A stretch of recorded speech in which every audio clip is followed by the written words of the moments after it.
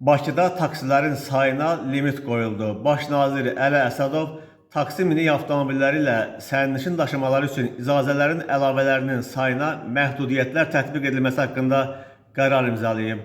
Qərara əsasən taksi minik avtomobilləri ilə sərnişin daşımaları üçün icazələrin əlavələrinin sayına məhdudiyyətlər tətbiq ediləcək.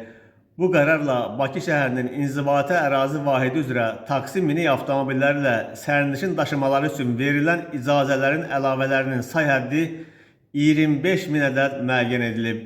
Qeyd olunub ki, taksi minik avtomobilləri ilə sərnişin daşımaları fəaliyyəti üçün icazələrin əlavələri Rəqabət Məcəlləsinə, lisenziyalar və icazələr haqqında və avtomobil nəqliyyatı haqqında qanunlara uyğun olaraq və müraciət zamanı növbəlik nəzərə alınmaqla verilib.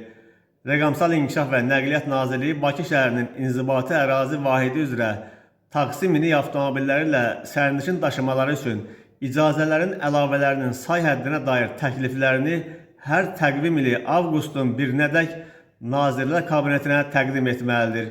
Bu qərar 2025-ci il noyabrın 1-dən qüvvəyə minir və bu qərarın birinci hissəsində qeyd olunan icazələrin əlavələrinin yeni say həddinin müəyyən olunduğu tarixədək qüvvədədir.